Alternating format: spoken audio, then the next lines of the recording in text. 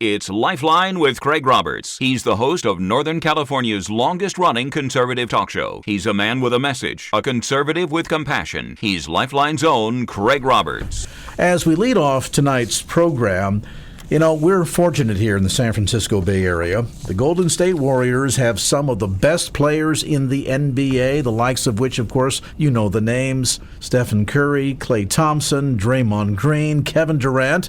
Although certainly in the last few weeks there seems to be a bit of a crisis of confidence with the Warriors, with Kevin Durant out right now with an injury. And while perhaps the Warriors and maybe a few fans are concerned about the fate of the team and its ability to continue to make big wins and perhaps get a title without Kevin Durant, I tell you who's not worried. Kevin Durant isn't worried. And you know how I know that? Because he wasn't raised that way. We are pleased to have join us on the broadcast right now the gal that's known to many as the real MVP. Certainly around her household she is. She is the mother of Kevin Durant, Wanda Durant. Wanda, welcome. Thank you. Hi, Craig. How are you this evening? Doing well, thanks. Thanks so much for taking a moment to visit with us tonight. I know that you're going to be in town coming up on April the 12th for a very special fundraiser on behalf of Support Circle Pregnancy Clinics. We'll talk a bit more about that in a moment. But first, I would be amiss and in trouble with all of my listeners if I didn't get it from the source. How is your son doing? How is his recovery?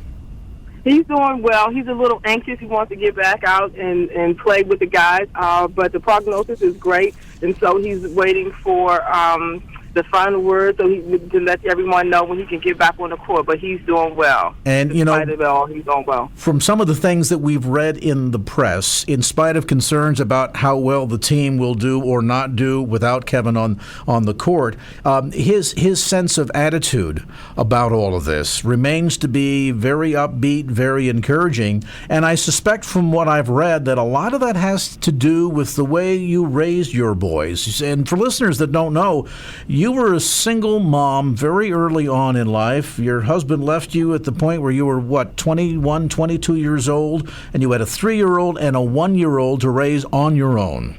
Yes, that's true. That's not an easy job. No, it wasn't easy, but I had a strong faith in the Lord Jesus Christ. I had a strong family support. And I just had to not quit. I had 2 sons that I had to raise and who were looking to me for their sustenance of life, and I had to deliver. And so I just had to do what I needed to do to provide for them. And I was grateful because there were resources in our community that helped me to be a good mother. And so that's why it's really important for me to join with Support Circle, because my story parallels what their organization is about, and so that's why I'm grateful to be a part of this organization's initiative coming up next month. And of course, a big part of that is not only making sure that those resources are available in the community to help mothers that are dealing with trying to raise a kid on their own and circumstances that oftentimes can be very overwhelming. And like in your case, you suggest both not just the sense of the community support available too, but a strong faith. I mean, you were in a position, Wanda, where you had to be mom and dad, disciplinarian, breadwinner, homemaker all at once, and some people hear that and go, wow, any one of those jobs is difficult enough, let alone to do all of those together. Yes, it was difficult, but I must say that, but in that, we still had good times, and I taught my children the importance of faith, and through that, there were struggles with my faith, of course, being a young mother, a single mother, but my faith was very important to me, and that was the foundation of what I believed, to be good to people, and those are the things that I wanted to teach my son, to be kind, to be generous, to be nice to people, and now I see those qualities and characteristics reflected in both of my sons. But yes, it was very difficult, but with my faith and my family and my community support, we had a pretty good life. Even through the lows, we had a pretty good life. Clearly, God has been very faithful to you, and I've got to imagine, Wanda, there couldn't have been any way that you could hold back tears when your son got up and in his address and receiving the Most Valuable Player award turned and at the end really said, the real MVP here is my mother. It must have been hard not to have a tremendous sense of appreciation to God and pride in what had transpired in that young man's life through all of the challenges that you had as a single mom. Yes, it was. It was just a highlight of my life. And I did thank God and I thanked him because I believe that my son got what I was intending to do.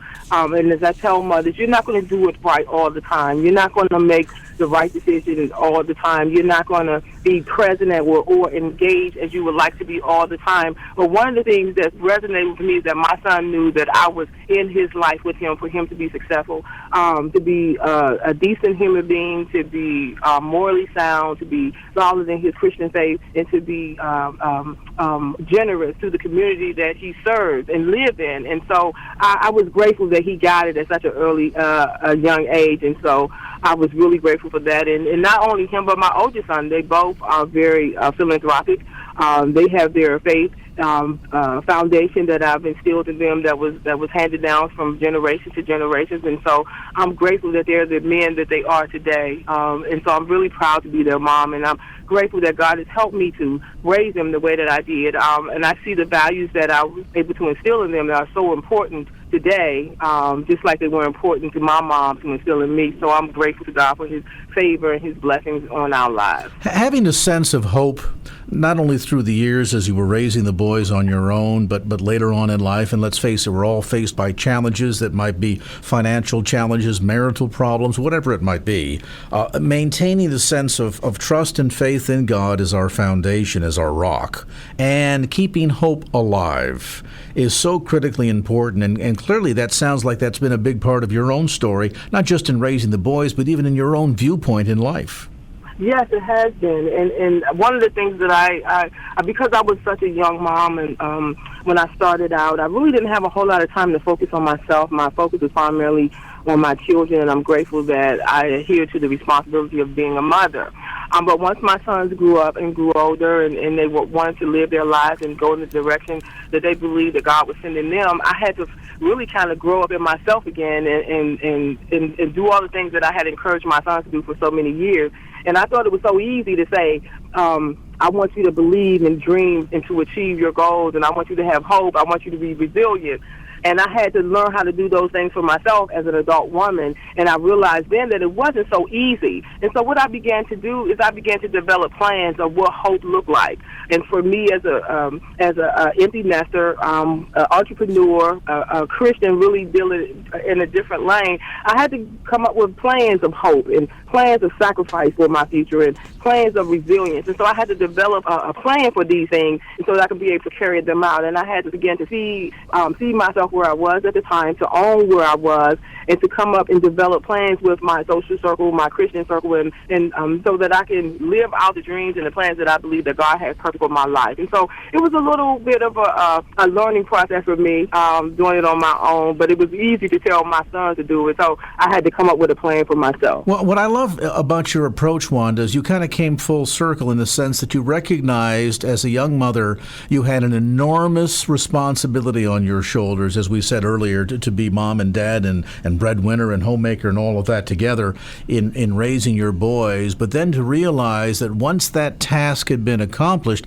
some people kind of cross the finish line and say, well, my job is done, and I kind of had to put my hopes and dreams on hold to raise the kids, and now that they're raised, well, I guess I'll just think about retirement. You instead looked at this and said, okay, now it's my time. Let's revisit those early dreams from years ago and rekindle that flame and really kind of start a whole new chapter in life, I guess we'd say.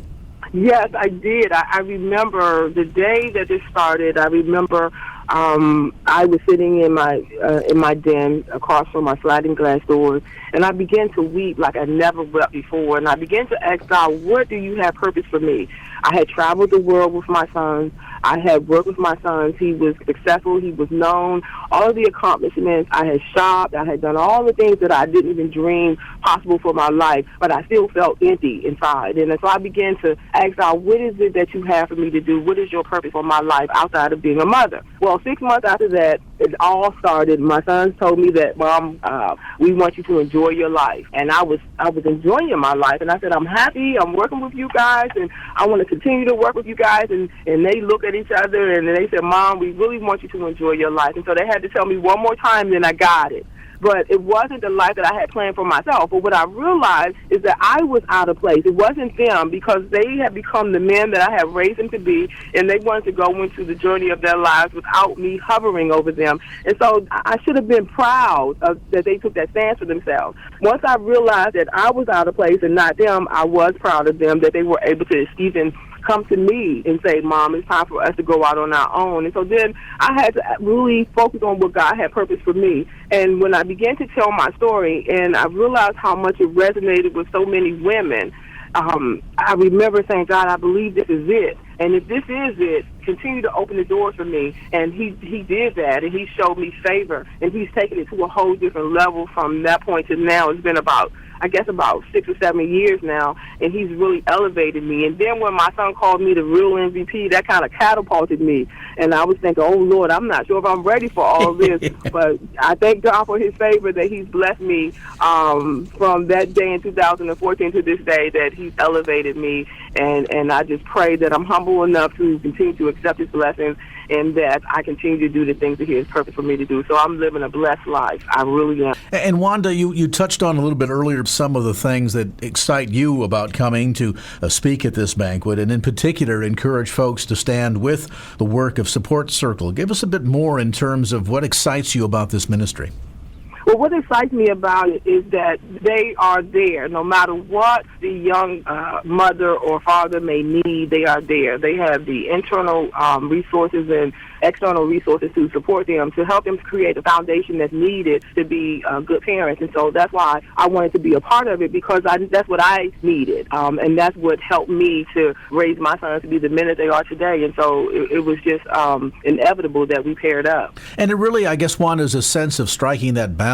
The community support that you suggested earlier was so important for you as a single mom, newly divorced, raising 2 young boys, along with that sense of vision and focus, a sense of resiliency, and, of course, ultimately, most importantly, your faith in God. Yes, I think it's important, because the foundation, and I was a Christian.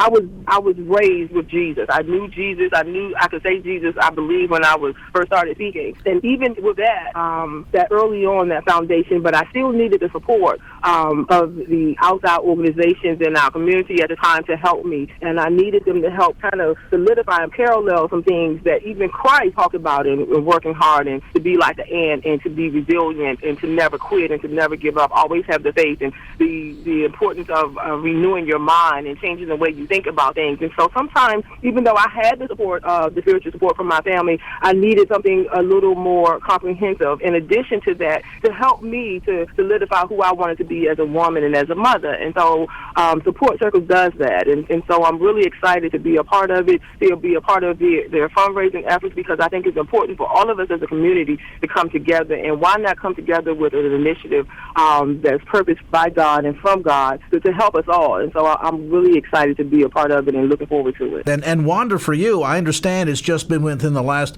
week or two that the DVD of your story has been released, The Real MVP, Yes. the Wanda Durant story. That must be exciting for you.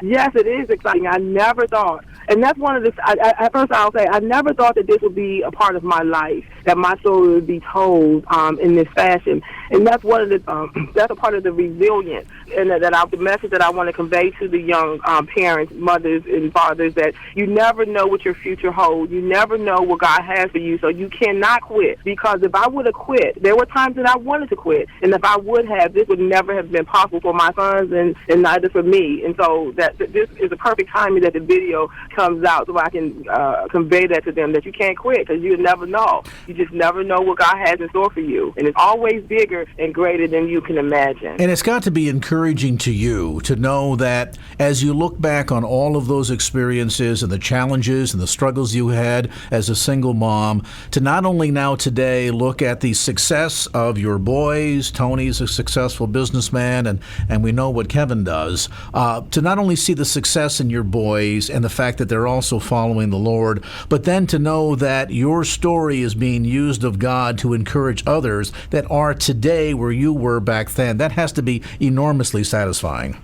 And just to hear you say that kind of gave me chills. It is quite satisfying, and it causes tears to well up in my eyes because it's still somewhat unbelievable to me today, and I'm living it.